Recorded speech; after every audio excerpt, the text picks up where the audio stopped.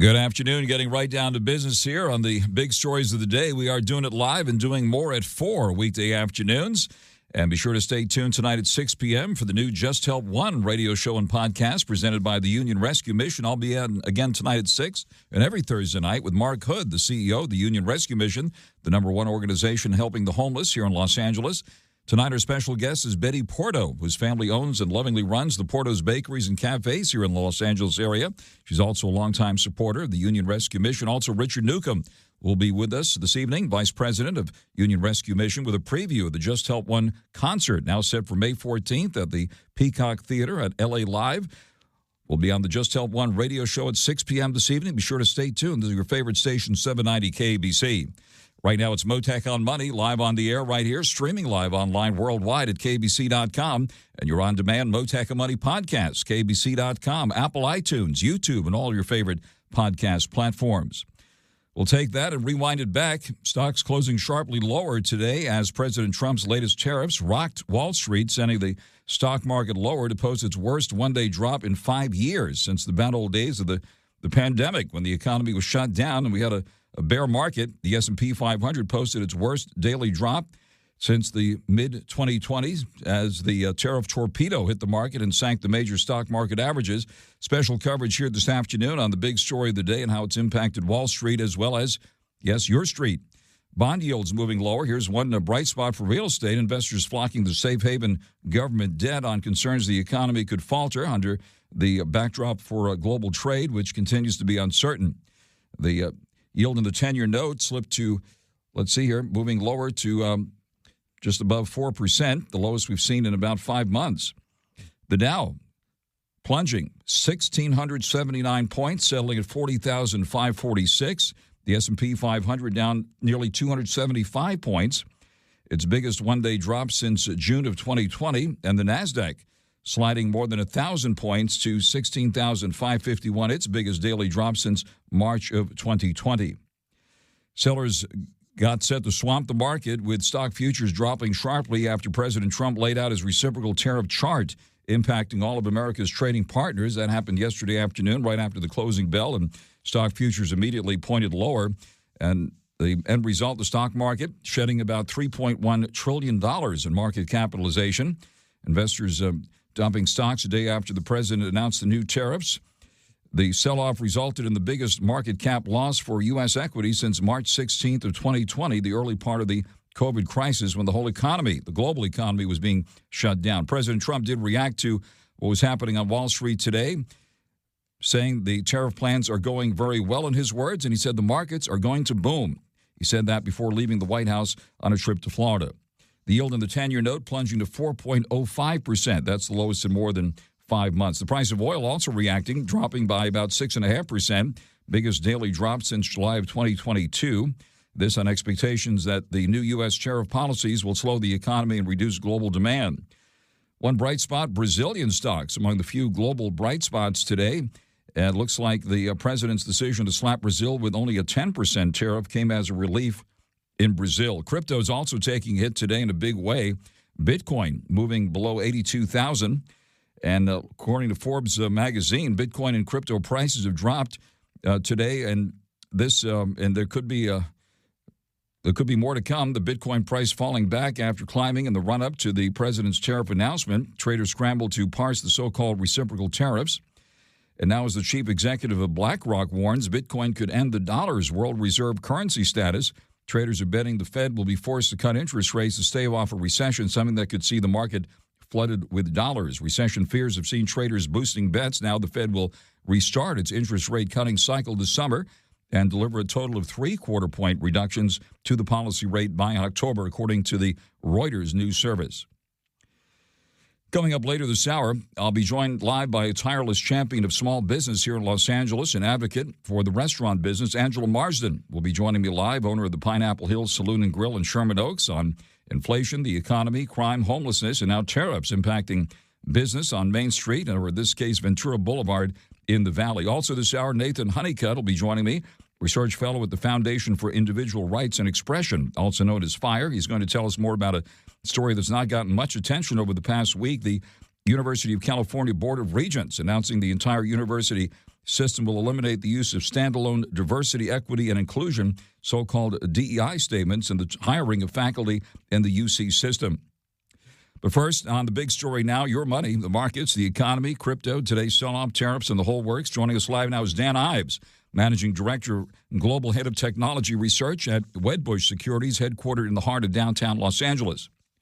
Dan Ives, I know you've had a very busy day on all the major networks, all the financial channels today. Thank you very much for taking the time to join us here live. Give us your reaction to the sell-off we saw here today. I mean, in 25 years covering tech stocks, I view last night's tariff announcement as one of the most absurd things I've ever seen. And I think that was a reaction from investors, given the calculations on the tariffs were really created out of, more of an export-import number. And I think right now it's mass uncertainty. Look, we believe if these tariffs in their current form stay, it's an economic Armageddon. See it tonight, read about it tomorrow, but hear it now on Mottek On Money on 790 KABC. Been hearing all along, the president expressed confidence about this strategy, that it's going to bring back manufacturing and jobs to the United States, and we're hearing about short-term pain for long-term gain. How do you see it? I mean, it takes 4 years to build a factory. If the reality is that you're trying to change the supply chain globally that's been in existence for the last 50 years because you don't like to trade imbalances. And I think, Frank, the problem is that it's a third rail issue. I mean, the danger here is, in my opinion, if these tariffs stay in their form, it's a guaranteed recession. And now, we got some jamming going on possibly with your signal. We may have to. Debacle. Go ahead. Of epic proportions. Where are the ports in the storm? Look, and I think that's the frustrating thing that investors are seeing in terms of where the next negotiation is going to come from. Uncertainty pretty much across the board. What is your outlook here, given the cards on the table that were presented yesterday afternoon after the closing bell with that chart and everything? What are your calculations here on where this thing goes from here, and what might we expect tomorrow? We got a jobs report coming out tomorrow morning.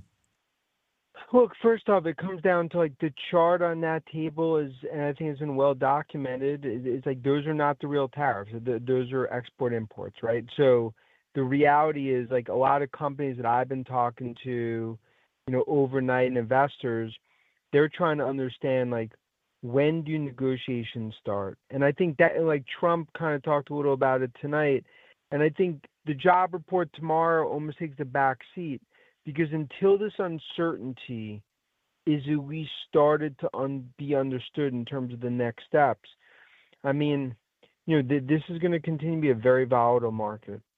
On the line with Dan Ives, Managing Director and Global Head of Technology Research at Wedbush Securities in downtown Los Angeles. Wow, for this to overshadow what we've been calling the big enchilada, the monthly economic reports, and that, of course, is the monthly jobs report we get from the Labor Department, and now tariffs taking the spotlight here. I haven't had a chance to check stock futures here now. It was around this time yesterday that the ball started going lower here. I'm going to take a quick look here now at how we're setting up for tomorrow.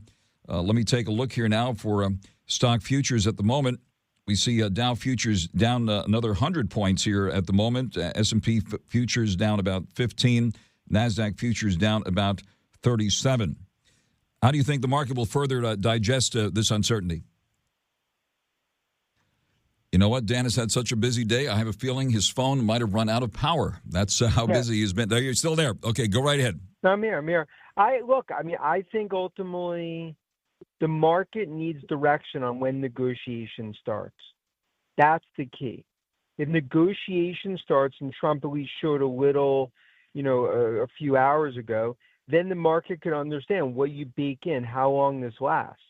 But right now, these stocks are basically pricing in a recession into these stocks. All right, let me ask you about crypto, which took a hit today. Gold, by the way, still hovering near its record high, but it did pull back also in this sell-off. Right now hovering just above 3,100, 3,129 or so. We see a Bitcoin at the moment just below 83,000. What about analog gold and so-called digital gold and all this? Yeah, look, I mean, it's a risk off. So obviously you're seeing Bitcoin, weak as well, and obviously gold sold off as well. I mean, look, I think we're going to see some of this volatility that's going to continue. But look, my take is very similar to how we've navigated from financial crisis to March 2020 COVID lows. If you assume Armageddon and nothing changes, then we got bigger problems in the market. But my view is it's a negotiation, and you own the best names in these periods. You own Microsoft, you own Apple, you own Tesla, you own NVIDIA, and that continues to be how we're navigating investors around the world.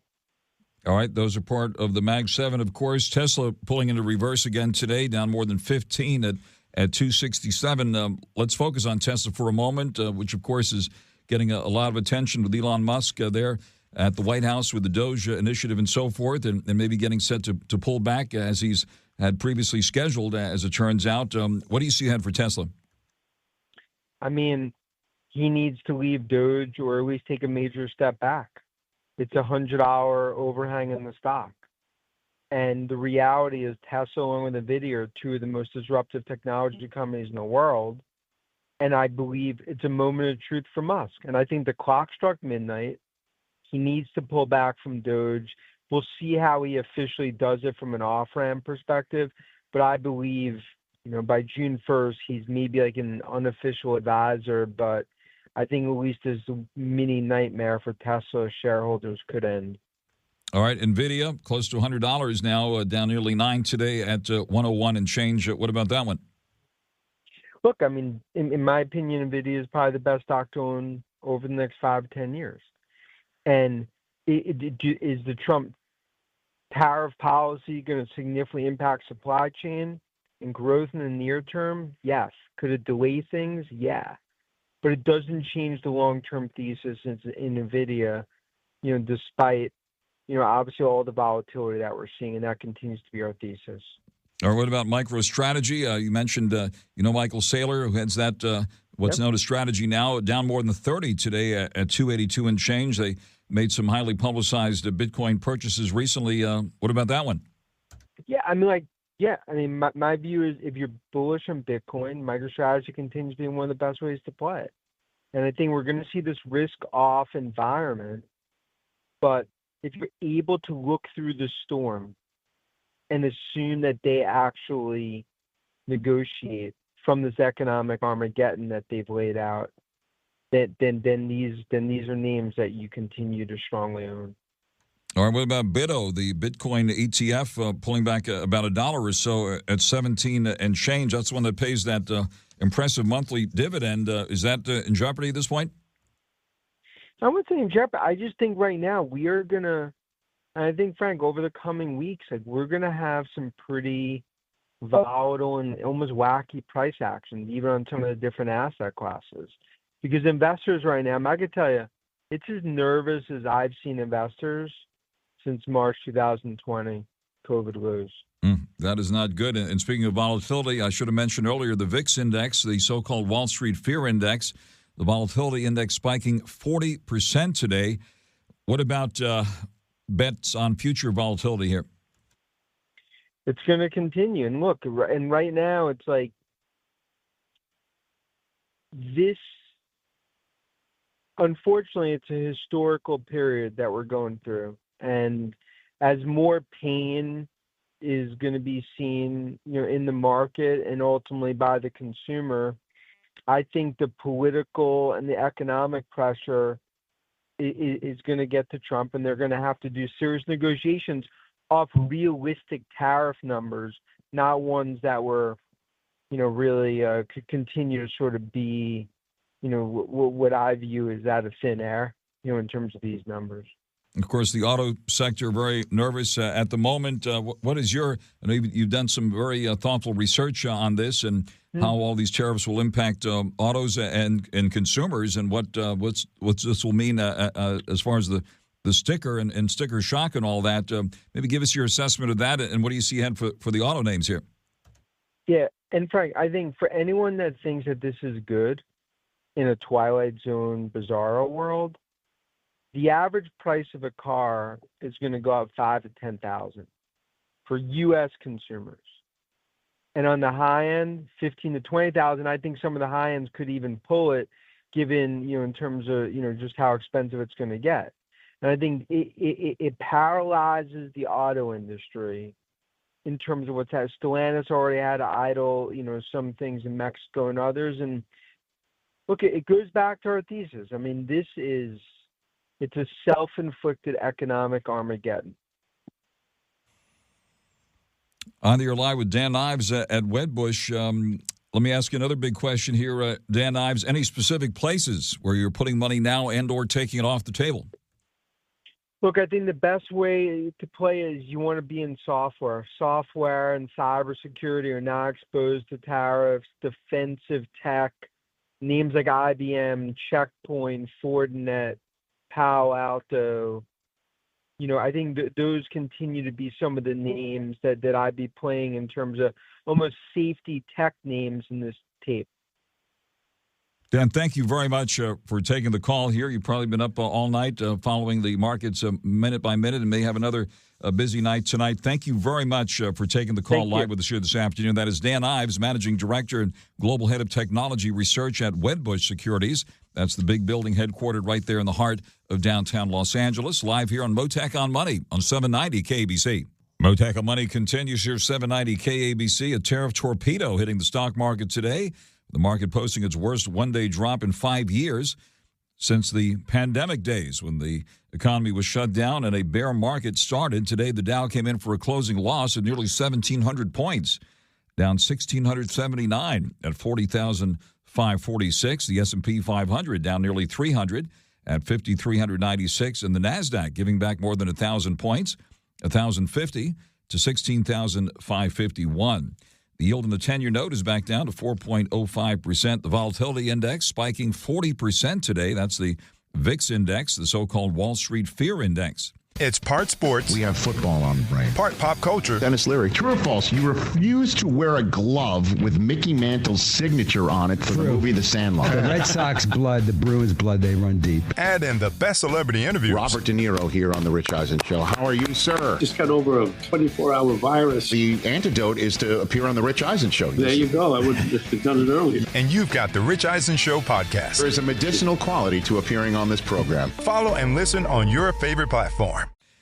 Gold, which has been running hot, hitting record highs this week, pulling back as well, down about 37 now at 3,129 and change. Silver down 6 cents, just below $32 an ounce.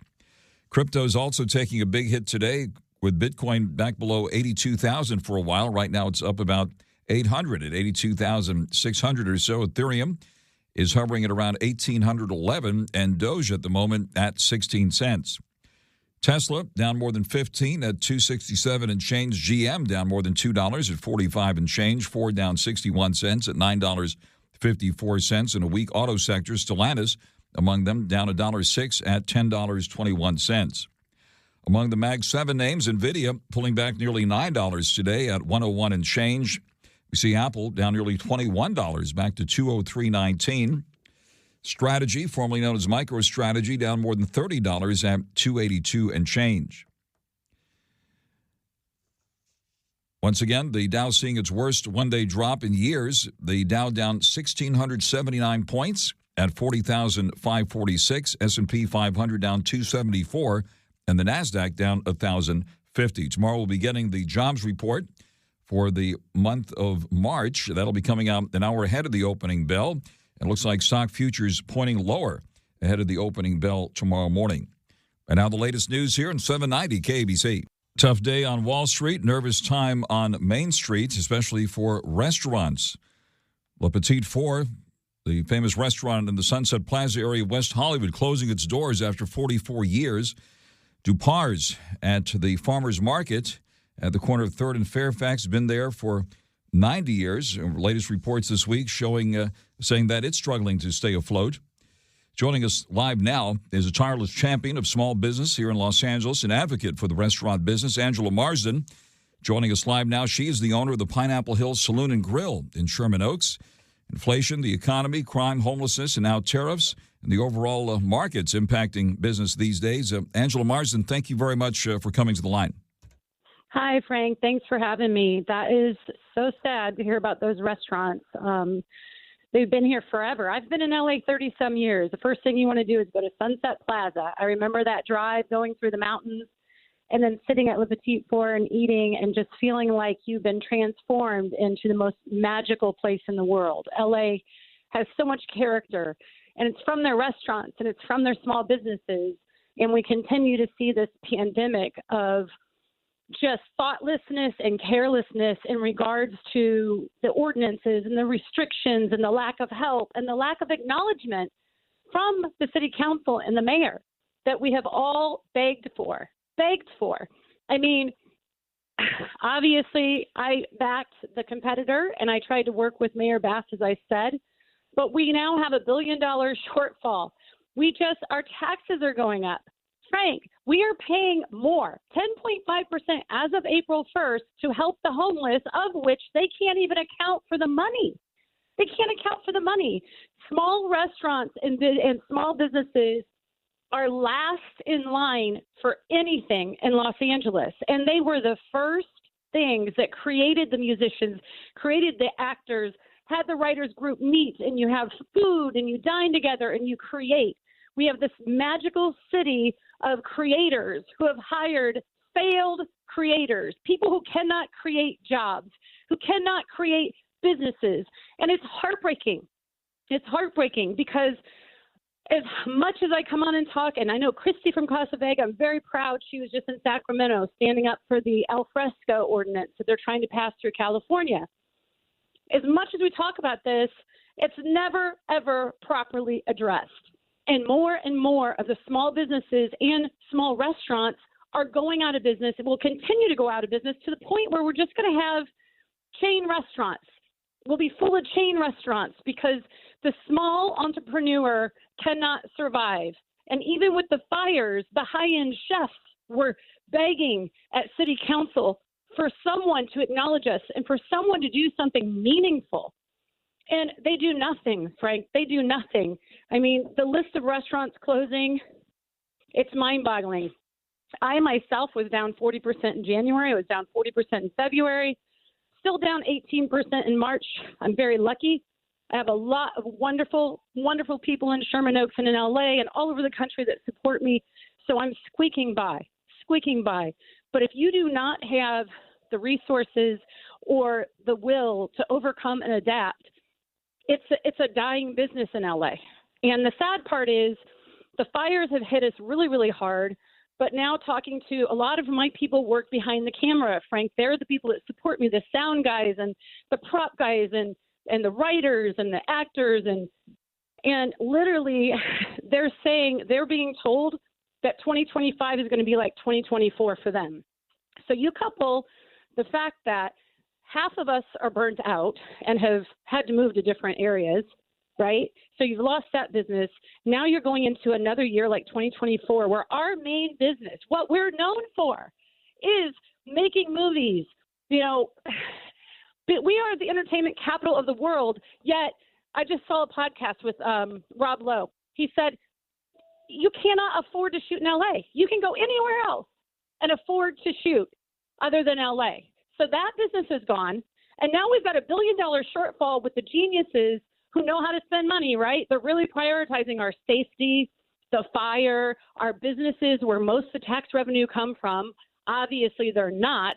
They're not looking at things in a way of taking care of the public first, the tax-paying citizens and businesses first. So now here we are. We're going to have government layoffs, right? What are we going to do? How is a small, I was listening to John Phillips and people were calling in about how expensive it is to eat out. Well, why did we vote for Measure A? Because that's up 10.5%. We have another minimum wage hike coming. We have food that's already inflation high, and we will have tariffs on some of them. And there's no there's no foot off the pedal. The governor, the mayor, nobody comes out and says, this press conference is to address our entrepreneur, our small businesses, our small restaurants that are vibrant and that keep this city going. Nobody steps out and says, we're going to freeze sales tax for a year for them. Or, there are many things we can do. That's just one thing I always put out because people are still hurting from the pandemic. They're still paying double rent with loans. Like I have a huge loan. We're still paying to recover from the pandemic and then being hit with the entertainment industry, going on strike, the fires. Now the city workers are going to go on strike. Everybody out there, all I can say, I don't care if your favorite restaurant is the highest end chef and it costs you $1,000 to eat there, or if it's the smallest mom and pop, and I mean brick and mortar Thai shop, because they have to pay a lot more. I'm not saying anything against the hardworking people that have the carts, but it makes it very hard for the person getting harassed by the Board of Health, getting all this stuff they always have to fix, and then they're trying to pay rent. My guy next door to me, he's been in business forever. He sells hamburgers cheaper than In-N-Out, cheaper than me, been there forever. He finally closed his doors. He couldn't do it anymore. And it's a shame. We don't want that. No restaurateur wants to charge what we have to charge just to survive. And that's not thrive, that's survive. And it has to do with the people that we're putting in place and the policies. Things like, here's a real life example. I have my beautiful patio. They say they're doing al fresco to help us. Okay, fine. I try to join every program they offer, building and safety walking me through. That doesn't work. Finally, I have to spend $8,000 to $9,000 on a permit person. He finally gets it through, only for me to be told I have to reduce the original patio by 42%, and I owe $13,000 for sewage fees. So it's great if you write an ordinance that says these struggling businesses who are getting extra revenue off the patio are going to get to keep them. But then when you say you're going to make it easy for them and you don't, and you charge them, it's going to be $25,000 to basically reduce what I've been using with no problem for 4 years. This is Women's Work with Nicole Khalil. I would rather have the temporary pain of discomfort than the avoidable pain of regret. There are too many of us that we're waiting for someday, and the clock is ticking. Redefining what it means to be doing women's work. Make sense of this wild, chaotic, and beautiful world and your place in it. That is woman's work. This is Women's Work from Believe. Follow and listen on your favorite platform. To the city. The other thing, single-use plasticware. We're not allowed now. I have to do a meeting tomorrow on this to tell what the rules are. No more styrofoam. Look, I'm about the environment. I'm not saying we shouldn't do things for the environment, but our city was just burnt down. We just lived through a strike. We have what's like almost another strike coming. And the small mom and pops, the little Indian restaurants or Thai restaurants, these are husband and wives like me. I work in my restaurant. I'm in and out. But hey, if times get tough, you'll see me behind the bar. These restaurants, the extra costs of trying to be compliant right now can make or break them, depending on, like Grandma's Thai down the street from me. They just don't even open inside. They do nothing but to go. And that's another, 30% to the to-go companies, upgrade the silverware. So then it all gets passed on, if you're a mom and pop, to the consumer. And the consumer then complains it's too high, and I don't blame them. We're all broke. But when you're a mom and pop, you're not a chain. You don't have 20 restaurants that you can buy in bulk and get these things down. So the ordinance do not affect the chain restaurants. They affect the mom and pop or the 3 restaurants or less, the great creative chefs that you go to see. It's affecting them, and it's putting them out of business, and it's killing the character and the heart of LA. I mean, I remember when I moved to LA, I went to different countries. I was lucky enough to travel. I think I did a commercial when I was acting in Amsterdam. Every time I got to LA, I was so grateful to be back. I was like, I can go on the best vacation in the world, and I still want to get home to LA. That's how wonderfully amazing and beautiful the culture the people, the weather. And part of that culture that drove me out here was coming from Indiana. It was a lot of just chain restaurants and chain stores. And when I first came to California, it was all the little boutiques south of Venice and Marina del Rey and Santa Monica up in Malibu. I mean, all these little mom and pop shops that had the most unique, creative experiences. Angela, thank you for laying it on thick and telling it like it is and speaking up for small businesses throughout Los Angeles. All of us are with you. You're an amazing advocate for all small business, especially the restaurant business. I wish we had more time here, and hopefully we'll speak again very, very soon. You have a very powerful voice and a very powerful message, and we hope that that message does not fall on deaf ears at City Hall any longer. Angela Marsden, live with us here on Mottek On Money. She's the owner of the Pineapple Hill Saloon and Grill in Sherman Oaks. Everybody should go there and support Angela Marsden, and I look forward to speaking with you again very soon here, Angela, live on the air on 790 KABC. Mottek On Money continues here, 790 KABC. Story that's not gotten much attention recently. The University of California Board of Regents announcing the entire university system plans to eliminate the use of standalone diversity, equity, and inclusion, so-called DEI statements, and the hiring of faculty in the UC system, which is massive. Joining us live now is Nathan HONEYCUTT. He's a research fellow at the Foundation for Individual Rights and Expression, also known as FIRE. Nathan HONEYCUTT, thanks very much for taking the call, and take it from the top and tell us what we need to know about this. Yeah, thanks for having me. So, the UC system has made some great movement in working to finally eliminate these standalone DEI statements. So for your listeners who might not be familiar, DEI statements have been used by the University of California and many other institutions across the U.S. as a way to help screen faculty. So faculty submit teaching, research statements, their resume, and then at some schools like UCLA, UC Berkeley, they had to submit a statement talking about their efforts and actions related to diversity, equity, and inclusion. All right. So how does this change the hiring practices as you see it there in the UC system? Yeah, I mean, this is a good movement. Basically, the University of California is saying that they're not going to allow these standalone statements anymore.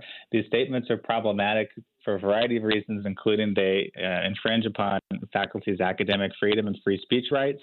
I've conducted a handful of experimental studies with faculty, and I've found that more or less when faculty evaluate these statements, they're looking for applicants to talk about specific types of diversity. So they're looking for faculty to talk about race, ethnicity, gender. And if an applicant talks about something else, talks about, oh, I've done stuff related to viewpoint diversity or rural diversity or socioeconomic diversity, the data from my studies, I found that those types of applicants were penalized. So it's like these statements were operating as a litmus test in hiring. So the quicker we can move them out, the better. All right. It was years ago, almost 30 years ago, right? For Proposition 209 was the affirmative action initiative passed by California voters. Tell us what that's still on the books, right? And tell us how that's impacting things here. Yeah, it's interesting how DEI statements interact with affirmative action in many ways, because like in states like California, it was outlawed, and then if I recall correctly, a couple years ago, voters in California again said, no, we don't want to bring this back. DEI statements, in many ways, operated as a roundabout. Like, okay, well, we can't hire faculty for specific demographic qualities, but let's ask them to talk about these other things that could then be used as a proxy. So eliminating DEI statements eliminates that loophole. So hopefully other institutions will follow suit.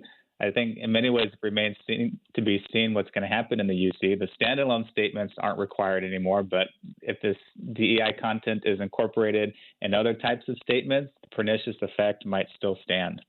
All right, since you track all of this around the country, and certainly companies are also dropping the DEI statements and requirements and so forth, under this administration, of course, we're seeing the federal government also go in that direction. What else are you seeing across the board?